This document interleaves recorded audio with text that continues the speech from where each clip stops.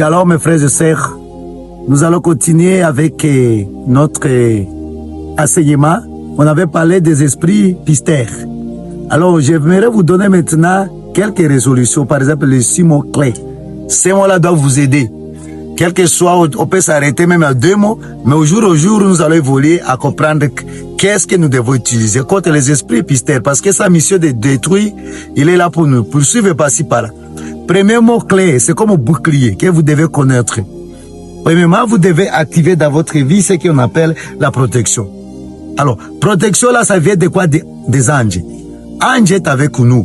L'ange est à notre service. Vous devez l'activer, appelez-le, il sera avec vous. Ça, c'est la première chose que vous devez connaître. Là, vous serez protégé, quels que soient les blocages, quelle que soit sa situation, quel que soit ce qu'il a mis contre nous. Ça sera renversé au nom de Jésus. Parce que l'ange présente déjà la présence de Dieu. Vous devez connaître cela. Deuxième chose que vous devez connaître, c'est de vous couvrir avec le sang de Jésus. Il n'y a pas une arme puissante comme le sang de Jésus.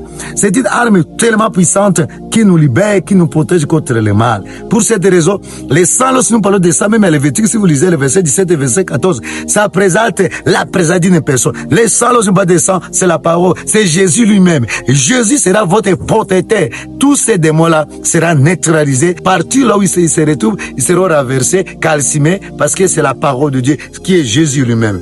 Ce que vous devez retenir dans la parole de Dieu, même un psaume, si vous lisez psaume 121, strophe 8, nous dit clairement, l'Éternel gardera ton départ et ton arrivée. C'est-à-dire, le Seigneur va te garder partout où tu dois passer. Pour cette raison, j'aimerais vous donner les 2 boucliers qui est comme le feu. Pour ces amis frères et sœurs, que les cœurs vous touchent partout où vous êtes. Shalom.